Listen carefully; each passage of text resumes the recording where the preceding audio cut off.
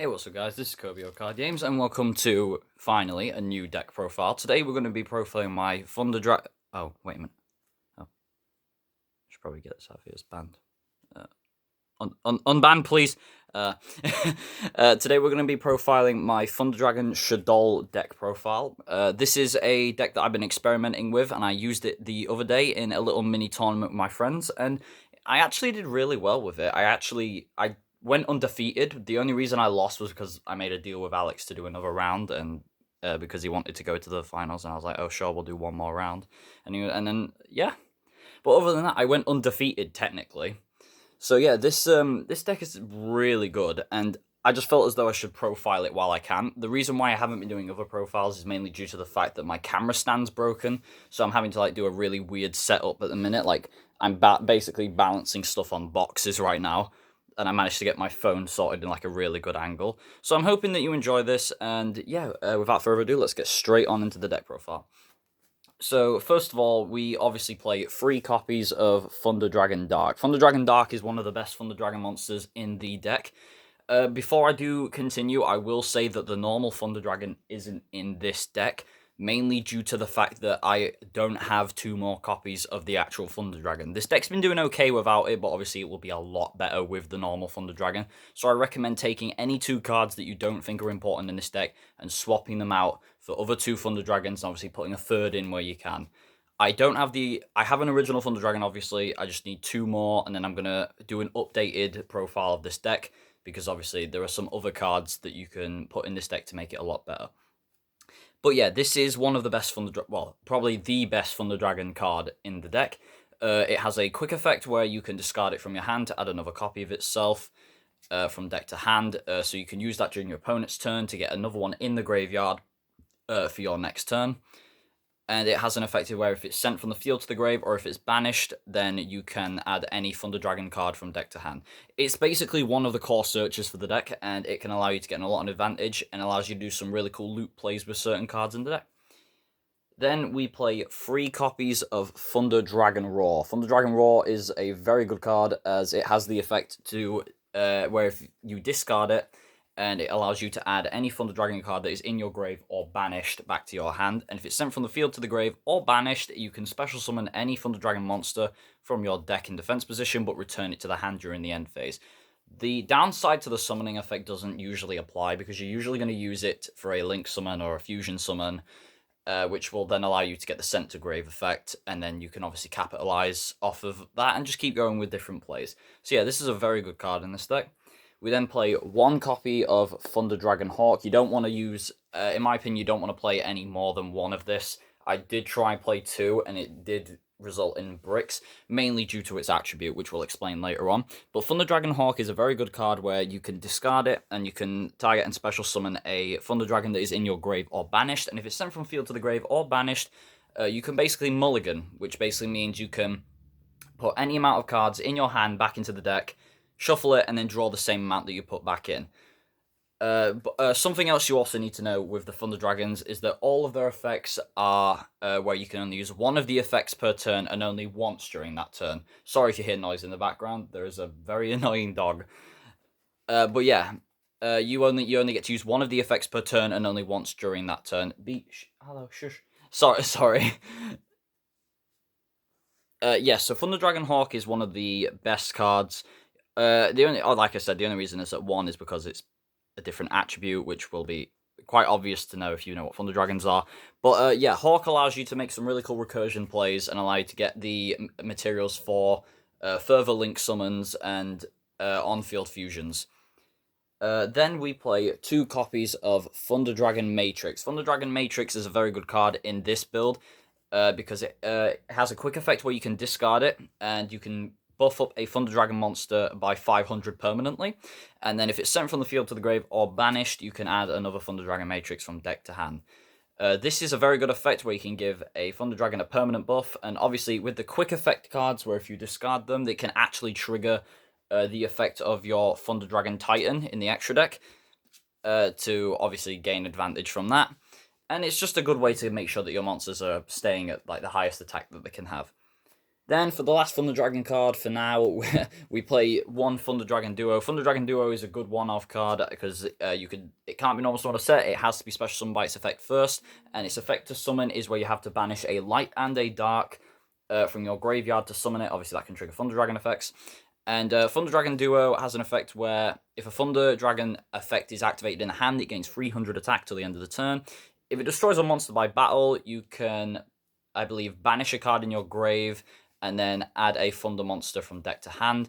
And then during your opponent's end phase, you can target one of your banished cards and place it on the top or bottom of your deck. So this is a really good card. The only reason it's at 1 is because it's got a very niche summoning effect. And because of that summoning effect, it's not exactly reliable at any more than 1. Plus, you can search it out anyway with most of the cards in this deck. Now, for the Shaddoll package, we play 3 copies of Shaddoll Wendy. Shaddoll Wendy is the best main deck Shaddoll monster. The Shaddolls are near enough the same as the Thunder Dragons, where they have effects where you can only use one of the 2 effects per turn, and obviously only once that turn. Wendy, both of her flip effect and grave effect are near enough similar, because her flip effect allows you to special summon a Shaddoll from your deck in face up or face down, and then the grave effect, you can summon a Shaddoll from deck face down. So yeah, it's very good if you use it for links or fusions, because it will trigger its effect, which will allow you to get more advantage and more monsters for more setup. Then we play 1 copy of Nael Shaddoll Ariel. Ariel is a very good card in this deck, especially if you end up banishing stuff, because obviously her flip effect allows you to special summon a banished Shaddoll monster, and if she's sent to the grave by card effect, you can banish 3 cards in either player's grave. So that in itself is an interruption, or it's actually a way to gain advantage with the Thunder Dragon monsters, because they all have effects that trigger when they're banished, except Duo. So yeah, you could use Ariel's effect, you could interrupt your opponent, and you could also gain advantage off of Ariel, because it's both players' graveyards. So yeah, that's really cool. And then for the last cards, it's obviously 1 Beast. It's the draw power card, where if it's flipped, you could draw 2 cards and discard a card, and then it's sent to grave is draw a card. 1 Squamata, flip effect, you can target a monster on the field and destroy it, and its grave effect lets you send a Shaddoll card from deck to grave. 1 Hedgehog, its flip effect allows you to add a Shaddoll spell or trap from your deck to your hand, and its sent to grave effect lets you add a Shaddoll monster from deck to hand. And then 1 Shaddoll Dragon. Shaddoll Dragon's flip effect lets you target a card your opponent controls and bounce it to the hand.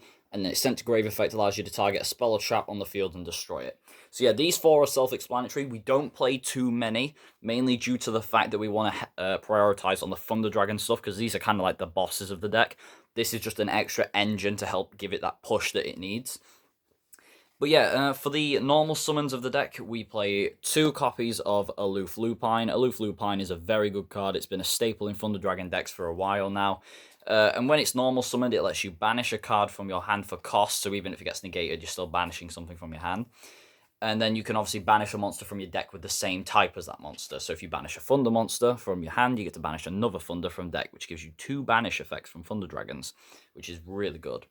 And then if it's destroyed by battle, it lets you add one of your banished cards to your hand. So if it's just left on the field randomly, it still doesn't matter, because you're still going to gain advantage if it gets destroyed. Then we play 1 copy of Batteryman Solar. I really don't like playing more than 1 Batteryman Solar. Batteryman Solar is a very good card, because if it's normal or special summon, you can send a Thunder monster from deck to grave. And if a Thunder monster is normal or special summon while it's on the field, you get a token. Its other effect doesn't really matter, because it's to do with other Batterymen or whatever. But the only reason why I play 1 is because its effect doesn't trigger the Thunder Dragon's effects, because they have to be sent from the field to the grave to get their grave/banish effect. And the only reason he's in the deck is because he can send a Thunder from deck to grave to have materials to fuse, because Thunder Dragon Fusion obviously can use the graveyard to fuse as well. So it's just a way of setting up the graveyard for later on. And then this is the only hand trap so far. More hand traps will be added later on. We have 1 Artifact Lancia, which you may be thinking, wait, but that stops both players from banishing this turn. That's kind of counterintuitive. Obviously, you should only do that during your opponent's turn. Lancia is probably one of the most powerful hand traps at the minute, as it can kill Tri-Brigade and it can kill Phantom Knights as well. There are a few other decks that can struggle from this as well, because obviously banishing effects are very common in the meta at the minute. So yeah, Lancia is just a really good hand trap in general. So yeah, that's it for the monsters. Let's move on to the spell cards of the deck. Yeah, so for the spells, we play 3 copies of Allure of Darkness. Now, this is why we only play 1 Dragonhawk. Now, Allure of Darkness is a really good non-once per turn card. It lets you draw 2 cards, but then you have to banish a dark monster from your hand. And if you don't have a dark monster to banish in your hand, obviously you send your whole hand to the graveyard. In most cases, that can trigger Shaddoll effects, which is why it's not that bad if you whiff with Shaddolls in your hand.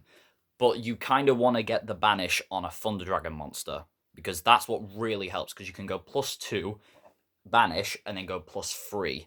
So you're basically going +3, technically +2, because obviously you're losing one in your hand. But still, this card is very good in this deck, and you definitely have to play it. Then we play 3 copies of Shaddoll Fusion. This is obviously to get into the Shaddoll Fusion monsters that are in the extra deck. Obviously, when you're going, this is a going second deck as well. I forgot to mention. When going second, this card is a lot more powerful if your opponent has an extra deck monster on the field, because it's confused from the deck, and you can actually use Thunder Dragons as partial material if you're going into something like a Winder or a Construct. Obviously, you won't trigger the effects, but you'll have setup for this card, which is Thunder Dragon Fusion. Now, Thunder Dragon Fusion is a very good spell, as it allows you to fusion summon using your graveyard, field, and banish zone. And using all of those zones, that can allow you to fusion summon by shuffling the materials into the deck. Thunder Dragon Fusion also has another effect where, except during the turn it was sent to the grave, you can banish it and add a Thunder monster from deck to hand. But yeah, Thunder Dragon Fusion, you only really need 1, because you can basically loop around and keep using it. And there's not really much point to play more than 1, but you can if you want to. Then we play 2 Super Polymerization, because Super Poly is just an amazing card. It's just helpful to get Winder on the field using Darks. It's really good for some of the Shaddoll targets in the extra deck. And then for the final fusion spell, we play 1 copy of Instant Fusion, because it's limited, obviously, which can allow you to get Kaminari attack out, obviously, which can then help to get the second Titan within the turn that you got the first one. Then, for the last spells of the deck, we play 1 Monster Reborn, self-explanatory, it's just Grave Recursion, 1 Foolish Burial to help with graveyard effects, and then a Gold Sark to banish a monster from your deck to trigger Thunder Dragon effects. So yeah, that's it for the spells. Let's move on to, believe it or not, the traps. So yeah, this is a bit of a trap build as well, so we play 3 copies of Torrential Tribute. Torrential Tribute, obviously, if a monster is summoned, destroy all monsters on the field. You may be thinking, oh yeah, that may trigger effects, but you're going to lose your board. If you have Titan on the field, Titan has an effect where it can actually protect itself. So Titan will not be wiped out by this, so you can actually keep your board, which is insane. And then for the last 2 traps, we play 1 Solemn Strike, which is obviously to negate summons and effects.